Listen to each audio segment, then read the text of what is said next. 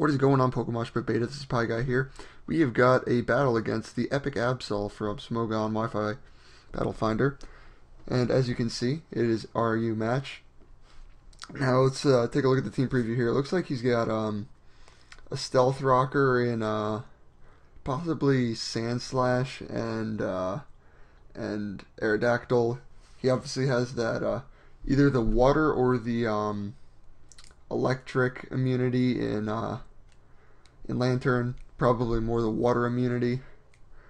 The water water absorb. Drapion, I guess, just like a somewhat of a physical sweeper, considering it has decent speed and attack, and a weird typing, I guess, pretty good defensively. Kefagrigus, not sure what that's gonna do. Sceptile, probably Life Orb like mine is. And Aerodactyl, I'm thinking probably is going to lead with, because a lot of people use that with Focus Sash. And my team, I got my Steelix for rocks and Roar, just so things can't set up on me. I got my Rotom to cripple physical attackers with Will-O-Wisp, and there's one other move. I think, yeah, Pain Split. I got my Sceptile, Life Orb, as I said earlier. Galvantula, which I believe is Choice Specs. I had this battle a while ago, I'm not really sure. I got my Guts, Hariyama, and an offensive spinning Kabutops.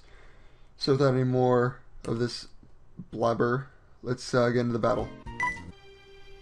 So he actually leads off with his Kefagrigus, which is sort of weird. And I just lead off with my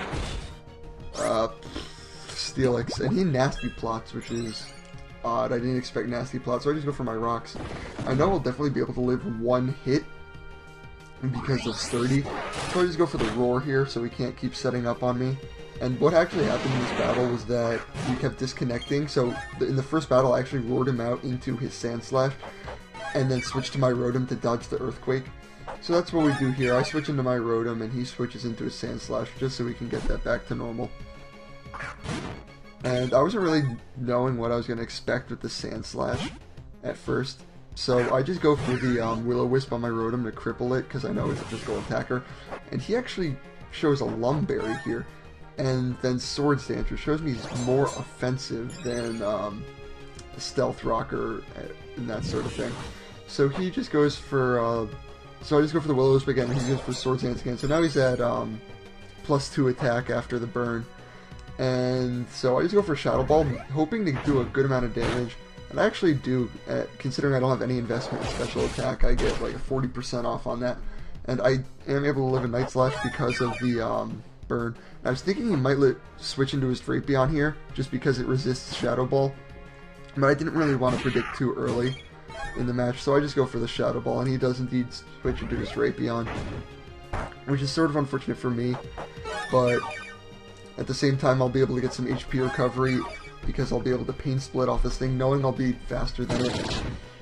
So that's what I'm going to do. I get Pain Split, get my HP back up to a reasonable number, and he crunches me, which is really unfortunate, but I am able to get off a Will-O-Wisp this turn, which will cripple this thing for later in the game, so that's good for me. And I'm thinking maybe after the burn I'll be able to live a Crunch, but because it is Stab, I'm not going to be able to live one. So my Rotom goes down, which is unfortunate. It does really do work sometimes, but in this case it's not really doing anything. So now I send in my big titties, and I'm thinking with a combination of Fake Out and Bullet Punch I'll be able to kill that Drapion, but he actually does switch out here into his Lantern, and so now he goes for... I thought I might be able to outspeed it, but he probably has a little bit more speed investment than I do, and he goes for the Heal Ball, so he's able to heal his Drapion and his Sandslash of Burn while I just kill off his Lantern with Close Combat, which is great because that really seems like his only real wall, so to speak, because of its massive HP. So now he sends in his Aerodactyl. I thought, okay, this is going to be Focus Sash, so now the rocks will break the sash, I'll be able to kill him off with a Bullet Punch. But unfortunately he's able to live somehow, which tells me he's probably a little bit more defensive, and he goes for the Stone Edge.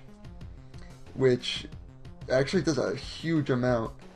So it's actually not defensive, as you can see by the life orb damage and the damage taken by my big titties, even though that was resisted. So now he sends in his Sceptile. Just want to get some last minute damage with Bullet Punch, and it actually does a good amount. Probably does around 40%, 40-50%. And he's going to go for the Leaf Storm, which will be very important later, because he goes for the Leaf Storm now, and so now he's at -2 special attack. And I go into my Salia Sceptile, and I go for Focus Blast, because I wasn't sure if Hidden Power Rock would kill from there. But seeing the damage that this Sceptile does with his Hidden Power, it's safe to assume that I might be able to kill him with Hidden Power Rock, and that's exactly what I do. So now, I think I'm up 4-2 or so.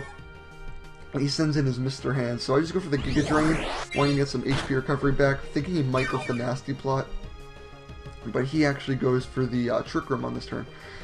And looking at this HP, I'm thinking maybe I'll be able to kill him with another Giga Drain, so that's what I do. I go for Giga Drain again, as he goes for the Nasty Plot, actually, thinking that he's actually going to live on. And unfortunately, as you'll see in a second, he is able to live the Giga Drain with a tiny bit of HP. If I had gone for Leaf Storm, he would have been dead. But unfortunately, that's not the case, so now he goes for the Shadow Ball here, and after +2 and Stab and all that, he's definitely going to kill me. And he is going to get more HP back from leftovers. But at least I know that my Steelix can come in and will be slower, since I'm not running any speed EVs or IVs in it. I will be able to kill him with the Earthquake here, which is great. So now the Trick Room is still up at this point. So he has nothing slower than me, so he just sends in his Sand Slash here. I guess he thought this was the best thing to fodder. And he goes for...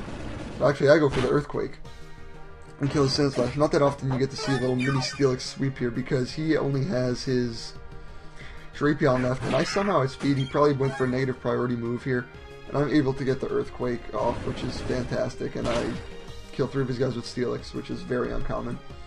So that was a good game, TheEpicAbsol. You guys... Oh, there's my screensaver.